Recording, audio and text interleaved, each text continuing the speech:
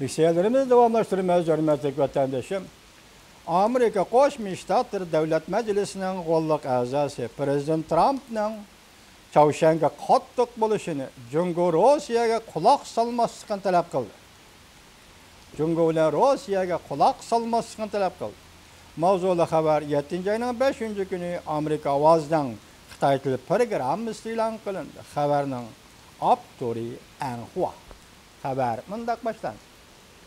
Washington, Pyongyang Amerika qo'riqligiga yetib keladigan raketa sinaq qilganligini jakarlagandan keyin Amerika Cumhuriyetçiler ve Demokratlar Partisi'den Devlet Meclisi'nin a'zolari haftaning 2 kuni Prezident Trump'a Chaoshan ve Jungo'ga besimni kuchaytirishni talab qildi.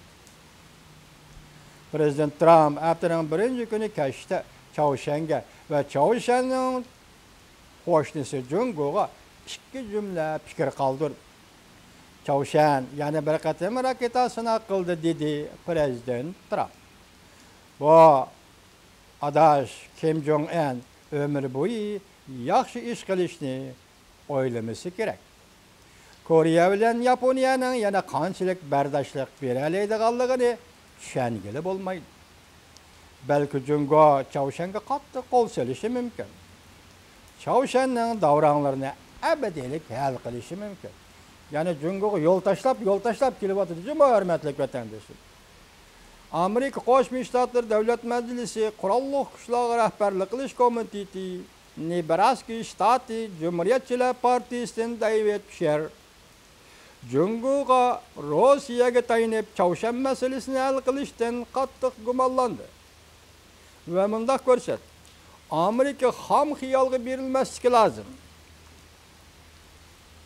Jungo bilan Rossiya Chaoshanni yadro tahdidini oxirlashtirdi deb o'ylamasligimiz lozim. O e'lon qilgan bir parcha bayonotida mundaq ko'rsatdi. Yaqinda sinaq qilingan raketa shuni oshkorladiki, ya'ni suzuk bir yolliq Chaoshanning tahdidi tezlik bilan ilgarilamoqda.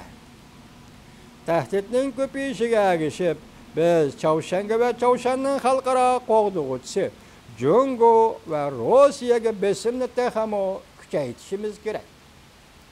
Lekin bizda ular bizga yordam qilib bu masalani hal qilib berdi deydigan ham xiyol bo'lmasligi lozim. Anladingizmi vatandoshim? Anglang. Endilikda yana bir xabarga diqqat qiling. Hindiston armiyasi chegarani o'tib Tibetga kirdi. Chegara qismlari Jungo'ninkidan ko'p.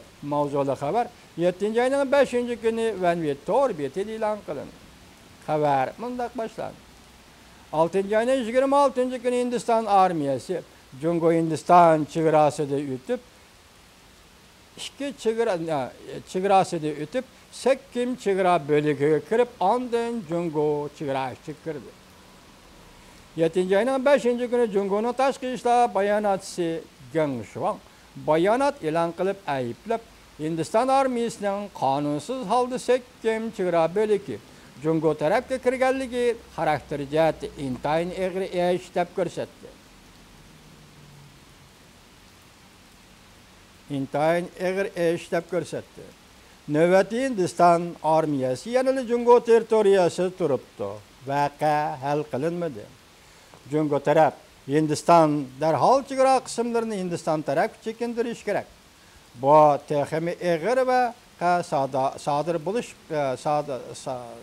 texmi egri vaqa yuz berishdan saqlanishdan, texmi egri oqibat keltirib chiqarishdan saqlanishdan asosidir deb ko'rsatdi. Navbatda Jungoning Tibetda 3 brigada askari bor.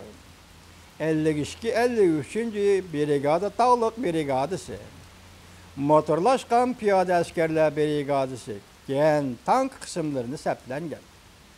54 eg'ir tiplik brigada. Hindiston ikki tarafning chegaralariga yaqin sharqi harbiy rayon g'arbiy Bengal va Assam shtatlarini o'z ichiga oladi. Askar o'rinlashtirdi. 9 tog'liq joylarda urush qilguvchi diviziya va 3 quruqli qismlar diviziyasi o'rinlashtirib bo'lib, askariy kuchini Jungo'nikidan ko'paytirdi. Yana bir xabarda hozir Hindiston o'sha talash-tortish bo'layotgan rayonga 100 bin kişilik asker yetkigenligi haber kılındı. Endi bu haberlerini vatandaşlarına tahsil kılışığı tapşırdık. Tüvendik haberimizge dikkat kılın hürmetli vatandaşlar.